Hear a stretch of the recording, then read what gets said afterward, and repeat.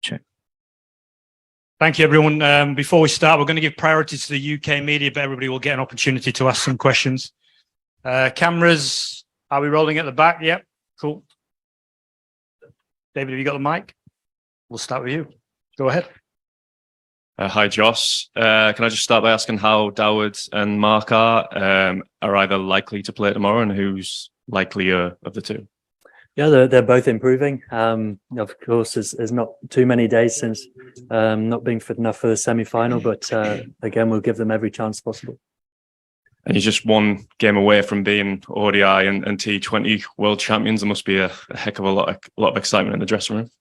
Yeah, naturally, there's huge excitement for the match. Anytime you get a chance to play in a World Cup final is a huge honour. We're really excited as a group. There seems a nice feel around the team. Naturally, the previous performance gives us lots of confidence, but doesn't count for anything tomorrow. We start a fresh game against a really tough opposition, and anytime you're fighting for a trophy, you know that it's not going to come easy.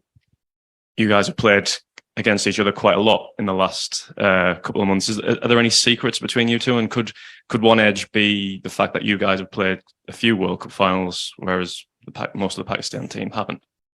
Yeah, we've played against them a lot recently, but of course in very different conditions. I think that's probably the main factor about, even though we've played each other, quite a few games here at Melbourne, it's going to be a different game to the series, obviously in Pakistan. So that we know we're up against an excellent team. That's exactly what you expect in a World Cup final, and we'll focus on them a little bit and focus on us a lot and what we need to do to prepare well today to turn up tomorrow and give the best account of ourselves. We'll go Paul, Dean, Simon, and then Chris. Jos, at the start of the tournament, you said this is a new era, obviously, under yourself and Matthew. A lot of the players are pretty experienced now, a few in the 30s. How much longer do you think you can proceed as a group? Is it a new era, or is it coming towards the end, as it were, for yourselves as a group, and there might not be that many more chances for world tournaments? Yeah, I don't think there's any time there's loads of chances for world tournaments. They don't come around too often. As a group, a few of us are getting a little bit older, but I think in the professional age you can generally play a little bit longer than maybe if you look after yourself, and of course there's plenty to play for. So it's certainly a new era in terms of the coach, the captain. It's a different time as a group. Plenty of similar personnel, but playing across a different era. I think that's what I kind of meant, and I think that happens in terms of teams and team cycles, and you're never quite sure how long things are going to last for you as a player or as an era and as such, but certainly you don't come down these roads very often, and whether you're a youngster or whether you're into your 30s, of course the chances are going to be fewer and fewer when you're a bit older, but that just gives you that added determination and drive to try and make it happen. So it's still very much the beginning for this team. Yeah, I see that as that point. Hopefully I've got more time ahead of myself, and as a captain and with Matthew Mott, we can hopefully shape the next sort of, as I say, era of English white ball cricket. Of course, we're still reaping the rewards of Owen Morgan's tenureship and the changes that have happened in white ball game in England, and that's clear to see in the strength and depth of the talent we now have in the white ball game in England. So now we're very much riding the back of that wave, of course, but there's a bit of a new direction as well. Dean, go ahead. Yeah, Jos, have you given yourself a chance to think of what it might be actually like to lift a World Cup as captain? It doesn't happen very often in all sports, and they can be pretty special things for a country as well as supporters of a team. Yeah, you certainly have a few dreams about that kind of thing, and of course, I think it really links back to what you like as a kid. Really, it's the kind of things you would be doing in the garden with your brother and sister and pretending to lift a trophy and that kind of thing. And now to be able to have the opportunity to have a chance to live that kind of thing out is incredibly special. So I think it's fine to sort of think about those things and sort of, what it might feel like or what it would mean. And then certainly feelings I don't feel like you need to try and block out or push away. You must accept those kind of things, as like accepting the noise that comes with a World Cup final, accepting that it feels a little bit different. Again, the room is fuller than it has been for any other game, obviously. So don't need to try and push it away and say it's no different tomorrow. Of course it is, but once you've accepted those things, again, about focusing on the things that will serve us well as a group and as a team, as an individual, what you need to do to prepare to play your best game of cricket tomorrow. And do you get at all kind of inspired or motivated? There's quite a few World Cups going on at the moment. I think the Women's Rugby Union are in a World Cup final in New Zealand. There's a Rugby League World Cup going on. There's a Football World Cup about to start in Qatar. Do you kind of think to yourself to think that maybe we could start something special and lead the way? Yeah, I certainly hope so.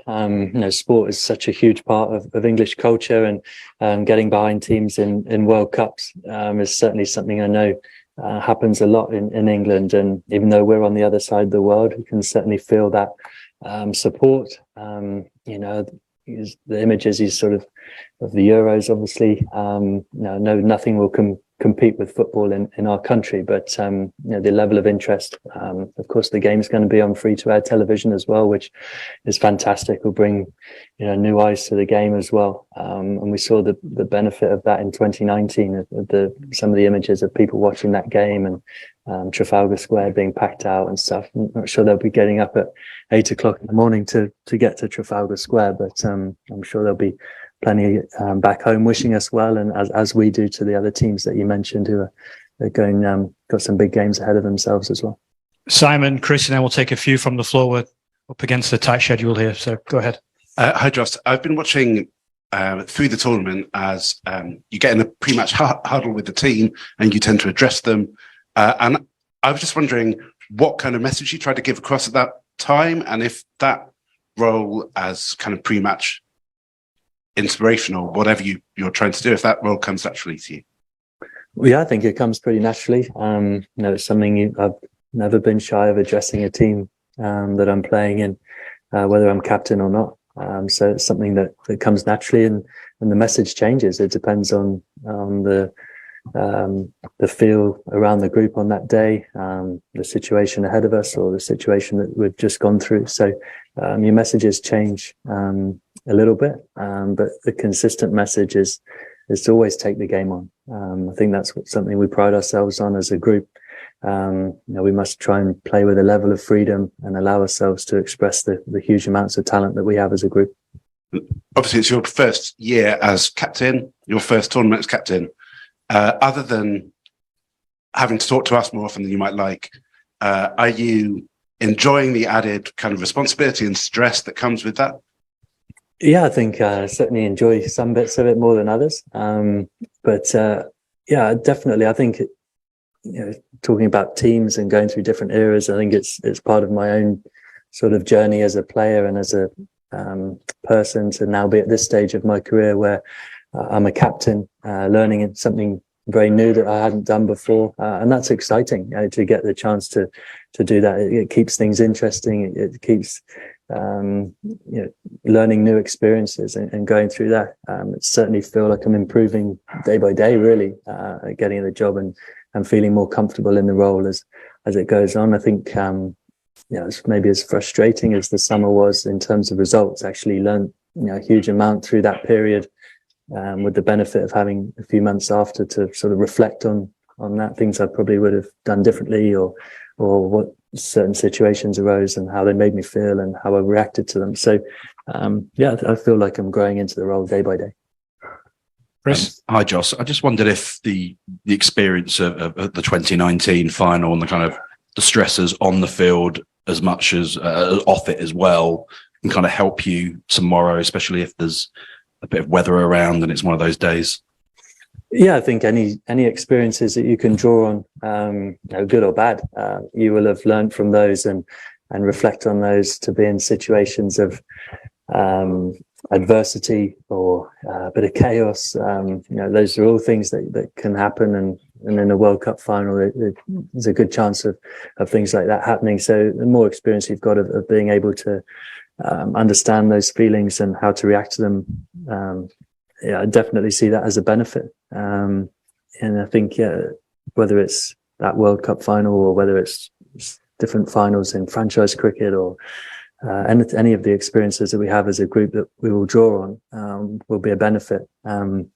Certainly, I think, the weather is something we cannot control. And whatever does happen, we must be, ready to go in whatever sort of sense that is. Obviously, we all, fingers crossed, it will just get a normal game of T20 cricket and that won't be affected. So, but don't want us to waste energy today and tomorrow morning thinking about the weather.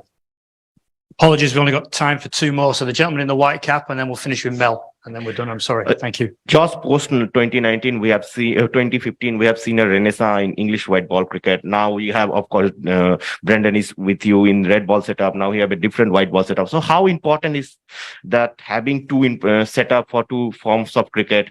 And do you see going forward more teams adapting to this trend of having two setups for white ball and red ball? Yeah, I certainly see that as a possibility. I think the nature of the schedule of English cricket makes it near enough impossible for one man or woman to do the whole job. I think we play so much cricket and so much travelling and time away. I think that sort of become untenable really to have one coach. So yeah, it's certainly something I'm sure other teams may look at. It seems to be working well so far for English cricket, and hopefully that will obviously continue. I think even when sort of one person was in charge, you were sort of seeing them having to miss certain series or one of the assistants taking over for a little bit. So certainly in terms of the stability of the groups, I think is a real plus, that we know exactly who our coaching staff is, who our head coach is, and they have full ownership over that team. Probably getting in trouble, but I'm trying to help out the Pakistan media as well. So first of all, how do you rate the Pakistan pace attack and the form that they have been in their run into this final? And also, we're back at the site. I know you don't want to dwell on the weather, but this is where that game was against Ireland and a similar forecast. Have you addressed the things that went wrong there in knowing that there could be a similar situation tomorrow?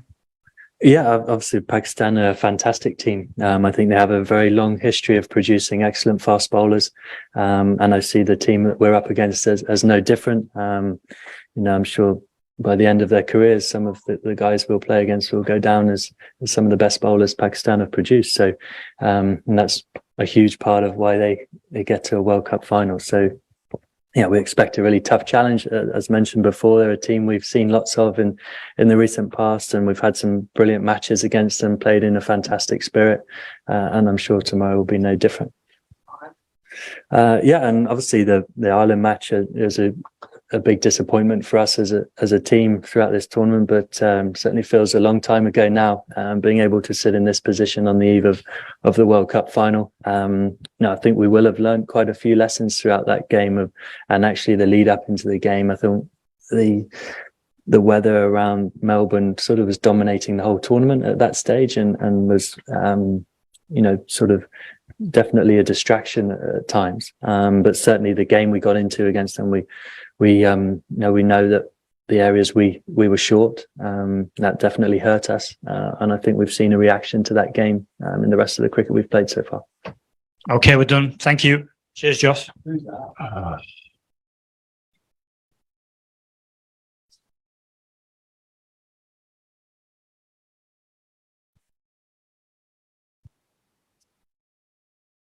There was something about a